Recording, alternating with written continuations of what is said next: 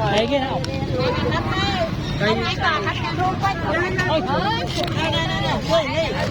Hốt đang còn lâu đâu. Mà cái lăng mới nhận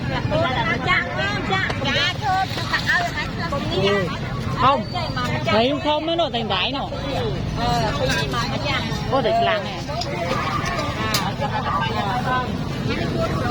Đấy còn ai nấy người. Cái nhầm hầu với thẳng thế. Ê, ta nó đang bình vào đây. Vui vậy thì nó.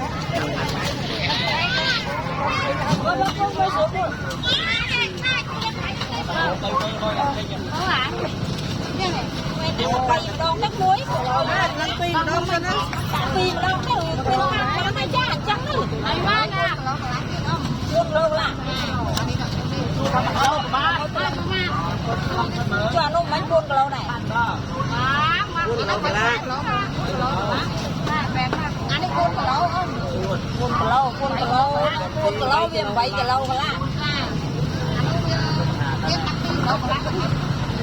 dạ còn là người anh chơi mà lái sân mà lái sân không này đập đùiเอาcái hột nó bóc luôn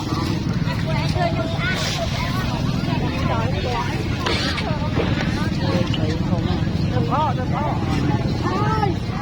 anh mà lột tay mà thấy mà cho nó căng nào mày cặp con nó to được lắm ê cái chuối như là nó loang to